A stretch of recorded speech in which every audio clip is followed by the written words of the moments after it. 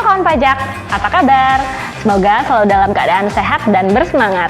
Saya Windy, penyuluh KPP Pratama Jakarta Kemayoran. Kita ketemu lagi di Pakem Tax Podcast.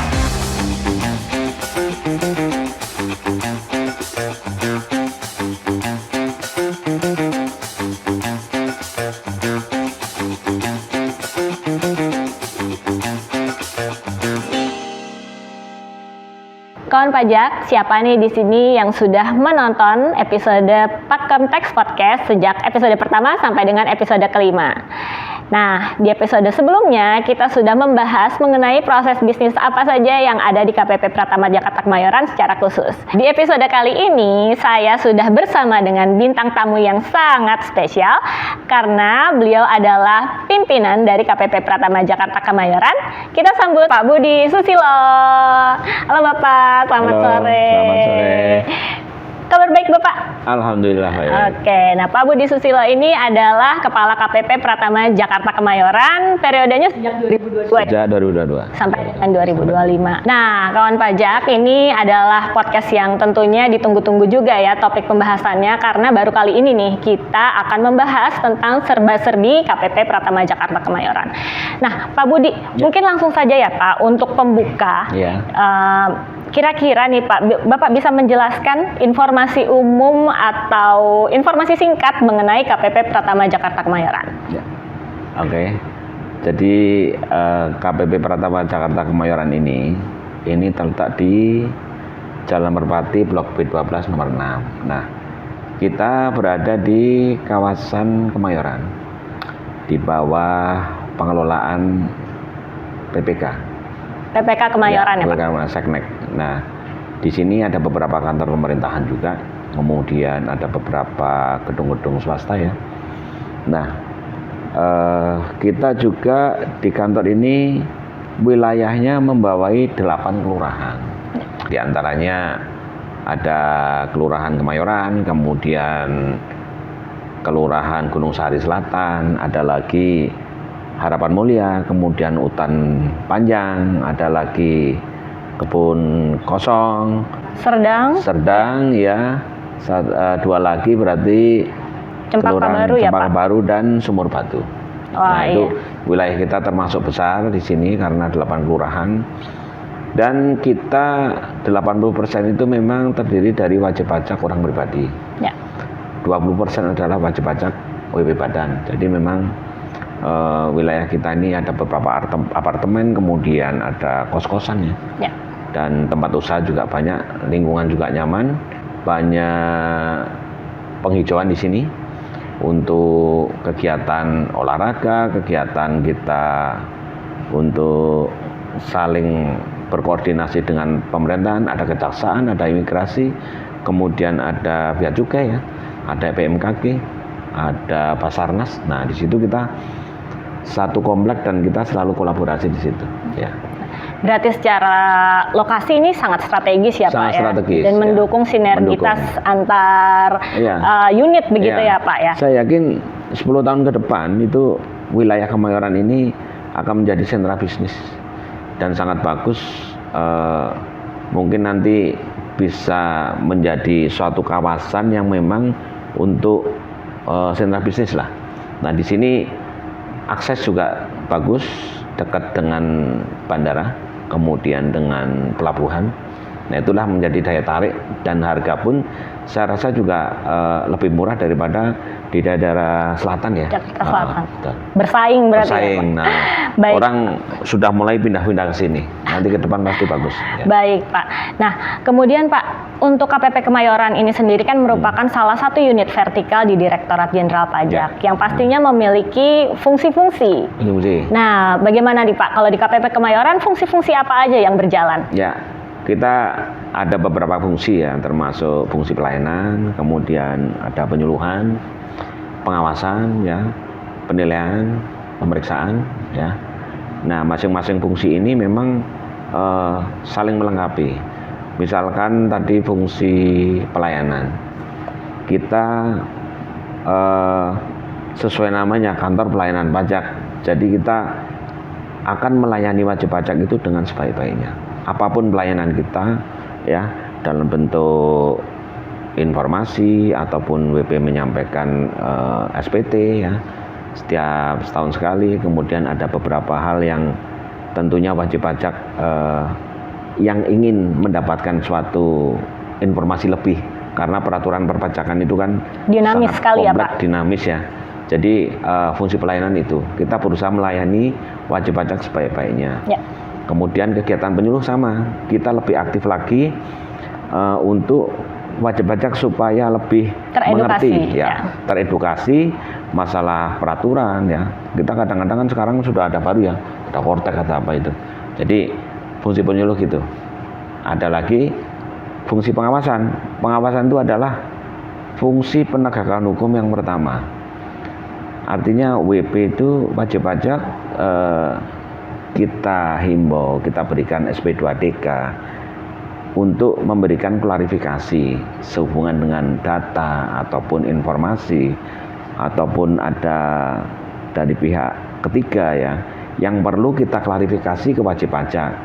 Kemudian wajib pajak memberikan suatu klarifikasi, apabila memang betul ya konsekuensinya memang harus membetulkan. Nah kemudian ada lagi penilaian. Kita ada di seksi P3 ada penilai. Ya.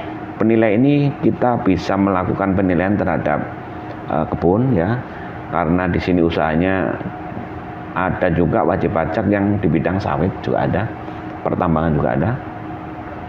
Kemudian kita juga bisa menilai masalah aset ya, aset, gedung, kendaraan apapun. Berarti berbagai jenis ya, objek berbagai pajak. jenis objek pajak yang memang bisa dipajaki. Ya. Ya, itu. Kemudian satu lagi, pemeriksaan ya. Ya. Pemeriksaan salah satu bentuk untuk menguji kepatuhan wajib pajak. Nah, di sini seandainya wajib pajak dari tahap awal yang paling rendah ya, bukan rendah ya, masuk yang paling awal, wajib pajak sudah kita beritahukan, sudah kita himbau, kita juga menunggu. Apabila tidak ada respon atau apa ya, akhirnya ke pemeriksaan juga. Pemeriksaan lebih detail lagi, kita bisa melihat dokumen ya. Kemudian bisa melakukan peminjaman buku ataupun juga melakukan forensik terhadap dokumen-dokumen digital gitu. Jadi untuk menguji kepatuhan wajib pajak. Wah, berarti secara langsung maupun tidak langsung fungsi-fungsi tersebut itu saling berkaitan ya Pak. Berkaitan. Mulai dari Betul. Ibaratnya dari tangan pertama nih wajib pajaknya sampai nanti ke pemeriksaan seperti itu ya Pak.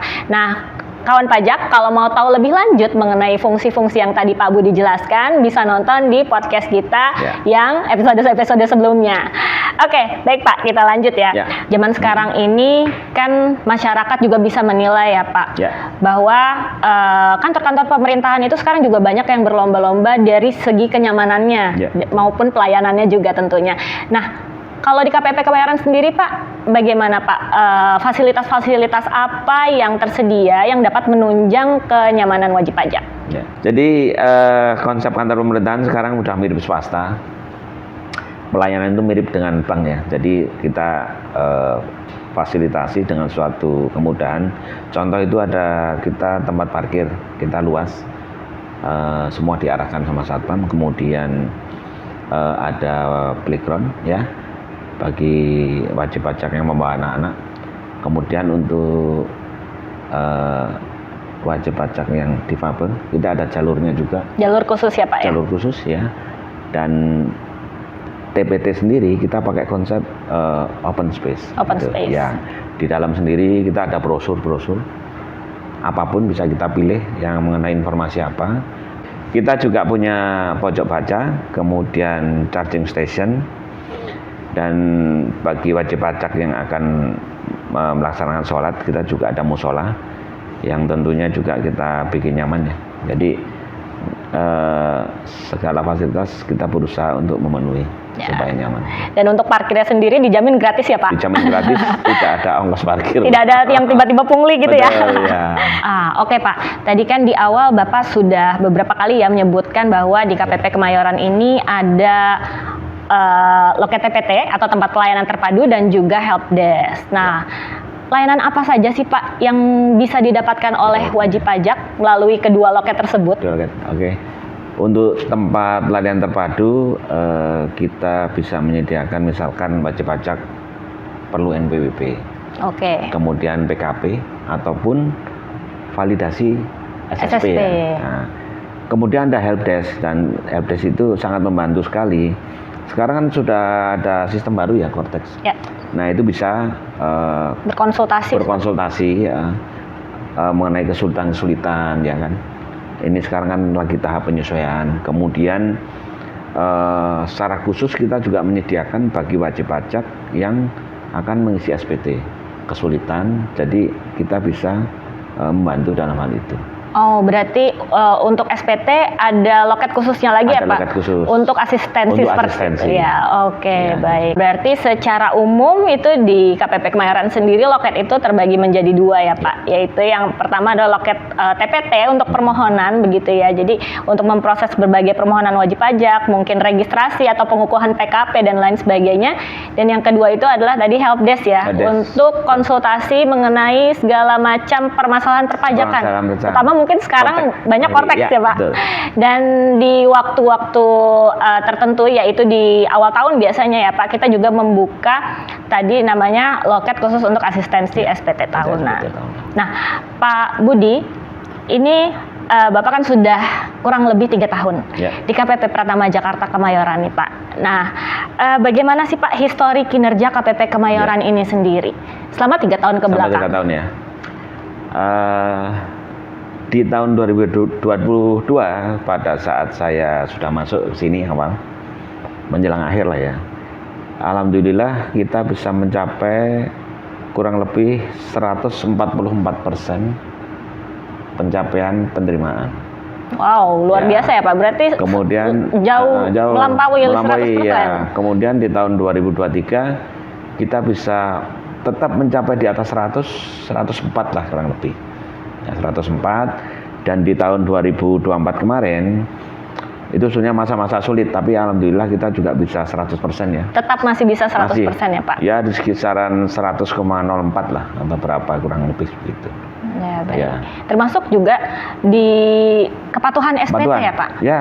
3 tahun berturut-turut gimana nih Pak? Trennya mungkin menunjukkannya positif kah atau gimana? Trennya menunjukkan positif, naik terus ya. Dan di sini kan banyak WP orang pribadi. Ya. Tentunya berbagai effort kita lakukan ya. Kita koordinasi dengan kelurahan, kita koordinasi dengan camat ya. Kemudian teman-teman juga bergerak melalui canvassing juga, dan informasi mengenai dari WA juga. Nah, itu mengalami perkembangan ya. Trennya mulai dari tahun 2022, 23 sampai 24 itu selalu naik. Selalu naik ya Pak? Kepatuhan wajib pajak ya. Oke, baik. Pak, tidak terasa nih ternyata kita sudah ada di penghujung podcast ini. Nah, mungkin sebagai penutup, Ya. mungkin Bapak bisa memberikan sedikit pesan atau menyapa para kawan pajak, terutama wajib pajak KPP Pratama Jakarta Kemayoran nih Pak.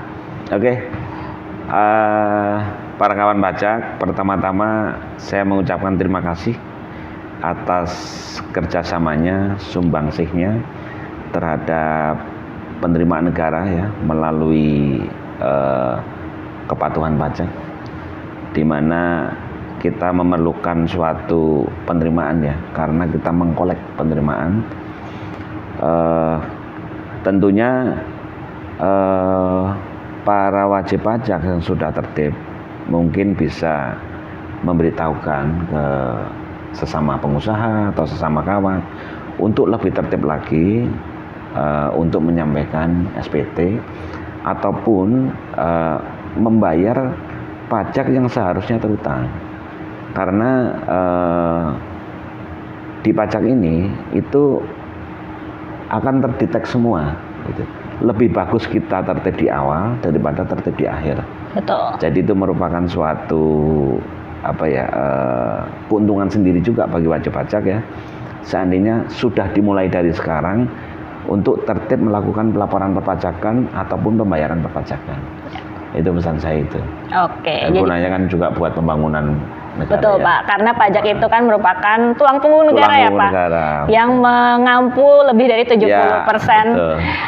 pendanaan untuk Indonesia. Ya. Oke, Pak Budi terima kasih banyak Sama-sama, untuk Mbak Windy. untuk waktunya. Semoga di episode kali ini para wajib pajak semua, Ya. khususnya kawan pajak di KPP Jakarta Kemayoran semakin tercerahkan Semakin ya. cerah. Dan juga tentunya jangan khawatir kalau kawan pajak misalnya masih belum paham atau masih terdapat kesulitan untuk melakukan kewajiban perpajakan, kita sangat welcome ya Pak. Silakan, welcome. Nah, kami di sini sangat welcome dan siap membantu kawan pajak semuanya. Oke kawan pajak, itu dia episode kali ini. Semoga bermanfaat untuk kawan pajak semuanya dan jangan lupa untuk like, komen dan juga subscribe channel ini. Dan sampai ketemu di episode berikutnya. Sampai jumpa. Sampai